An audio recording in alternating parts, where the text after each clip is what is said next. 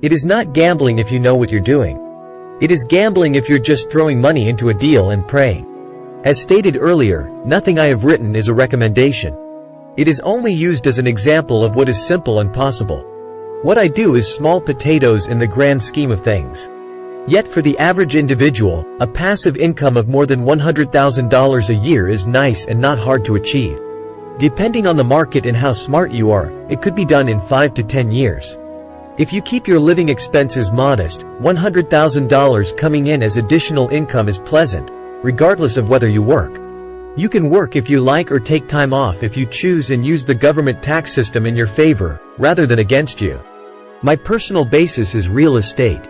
I love real estate because it's stable and slow-moving. I keep the base solid.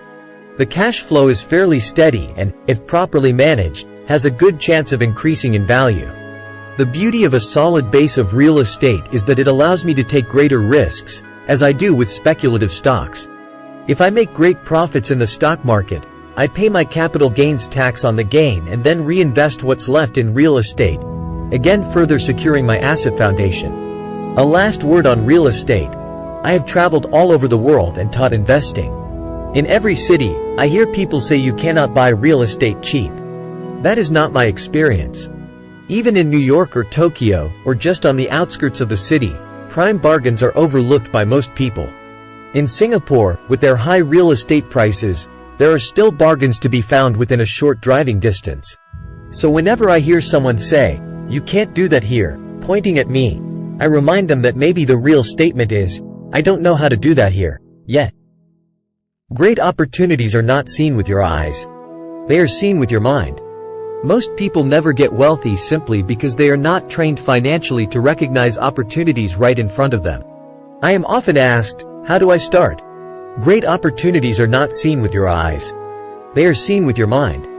In the final chapter of this book, I offer 10 steps that I followed on the road to my financial freedom. But always remember to have fun. When you learn the rules and the vocabulary of investing and begin to build your asset column, I think you'll find that it's as fun a game as you've ever played. Sometimes you win and sometimes you learn. But have fun. Most people never win because they're more afraid of losing. That is why I found school so silly. In school we learn that mistakes are bad, and we are punished for making them. Yet if you look at the way humans are designed to learn, we learn by making mistakes. We learn to walk by falling down. If we never fell down, we would never walk.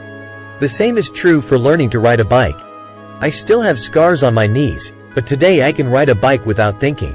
The same is true for getting rich. Unfortunately, the main reason most people are not rich is because they are terrified of losing. Winners are not afraid of losing. But losers are. Failure is part of the process of success. People who avoid failure also avoid success. I look at money much like my game of tennis. I play hard, make mistakes, correct, make more mistakes, correct, and get better. If I lose the game, I reach across the net, shake my opponent's hand, smile, and say, "See you next Saturday." There are two kinds of investors. The first and most common type is a person who buys a packaged investment. They call a retail outlet, such as a real estate company, a stockbroker, or a financial planner, and they buy something. It could be a mutual fund, a right, a stock, or a bond. It is a clean and simple way of investing. An analogy would be a shopper who goes to a computer store and buys a computer right off the shelf.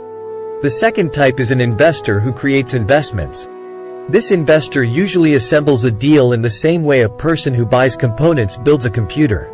I do not know the first thing about putting components of a computer together, but I do know how to put pieces of opportunities together, or know people who know how. It is this second type of investor who is the more professional investor. Sometimes it may take years for all the pieces to come together. And sometimes they never do. It's this second type of investor that my rich dad encouraged me to be.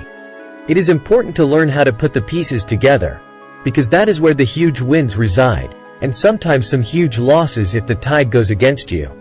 If you want to be the second type of investor, you need to develop 3 main skills. 1. Find an opportunity that everyone else missed.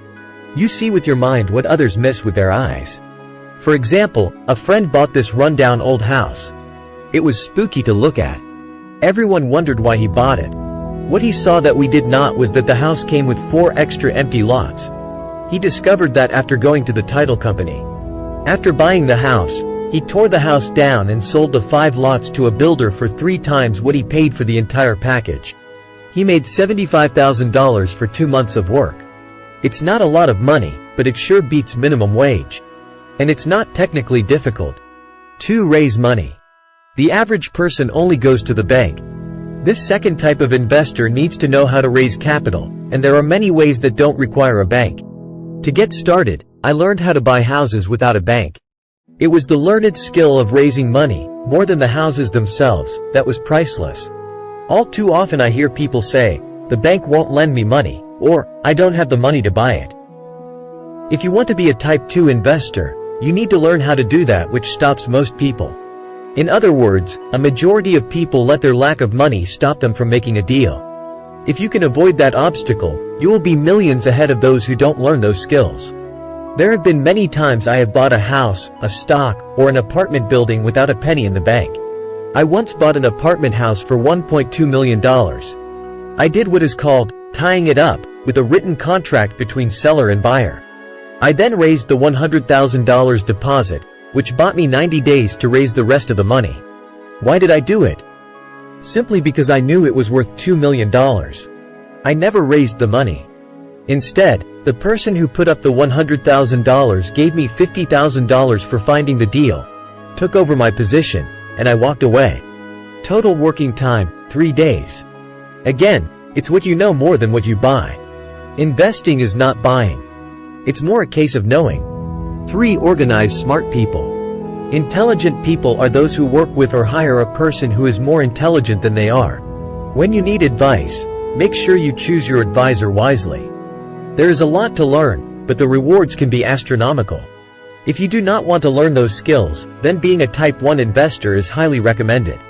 It is what you know that is your greatest wealth.